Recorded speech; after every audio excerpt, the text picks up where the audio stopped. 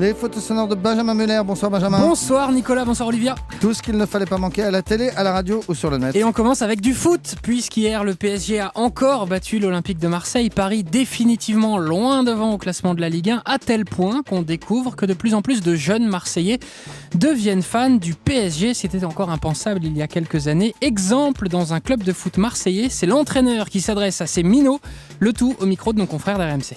Alors bienvenue dans le vestiaire du SCR Bell. Les gars, s'il vous plaît, je veux que les supporters de l'OM me font un maximum de bruit.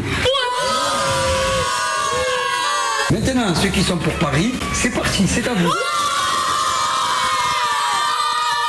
Et vous n'avez pas honte d'être pour Paris.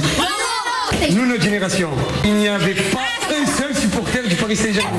Incroyable, des fans de Paris à Marseille. Et toujours en foot, je vous propose maintenant un coup de gueule mythique, celui de Pascal Dupraz, l'entraîneur d'Évian. Alors ce week-end, son équipe a battu Nantes 2-0 et à la fin du match, il a voulu adresser un petit message aux supporters qui, ces derniers temps, sifflaient son équipe. À mon avis, le message est passé.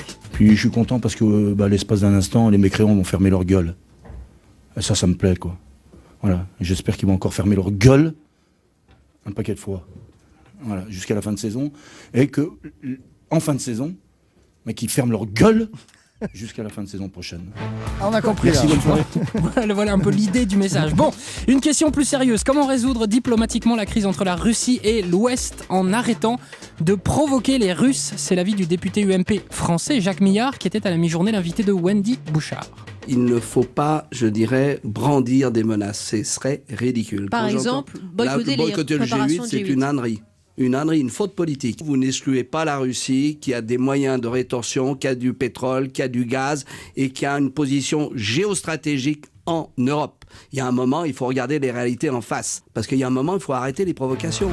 Voilà, Jacques Millard tout à l'heure avec Wendy Bouchard. Faut-il menacer les Russes? C'est justement la question qu'on se pose dans un instant. Allez, toute autre chose. Vendredi soir, le président de la cérémonie des Césars, c'était l'acteur François Cluzet. Comme le veut la tradition, la soirée a commencé par un discours du président qui s'en est pris très, très frontalement à Alain Delon, qui, rappelons-le, disait il y a quelques semaines tout le bien qu'il pensait du Front National. Alors certes, c'était il y a 3 jours, mais c'est tellement rare qu'un acteur ose s'en prendre à Alain Delon que ça vaut le coup de le réentendre, François Cluzet.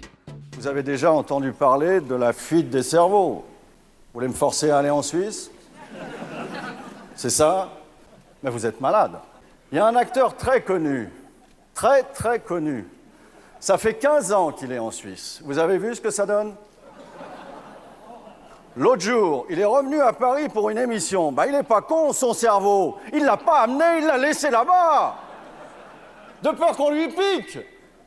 Et pourtant, des cerveaux comme ça, ici, c'est pas ce qui manque. Bon. Voilà, le président des Césars vendredi soir, dans une soirée où la vraie star aura été Guillaume Gallienne, 5 Césars pour son film Les Garçons et Guillaume à table. Le lendemain, Guillaume Gallienne était l'invité de Claire Chazal sur TF1, où il a pu expliquer craindre une seule chose maintenant, choper la grosse tête. Écoutez. Faut faire gaffe aux melons. Ouais, faut faire gaffe aux melons. Mais là, justement, les potes du français, ils vont m'aider. Je compte sur eux. Non, c'est mon emploi du temps qui est différent. Depuis le mois de mai, je vois plus de journalistes que d'amis, donc il va falloir que ça... Là aussi, il va falloir que je fasse un petit peu attention. Mais je ne vais pas m'en plaindre. C'est là qu'on compte sur sa famille et ses proches pour rester soi-même, finalement. Et ma mère, notamment. Voilà Guillaume Gallienne avec Claire Chazal. Et ce soir, dans les photos sonores de Benjamin Muller.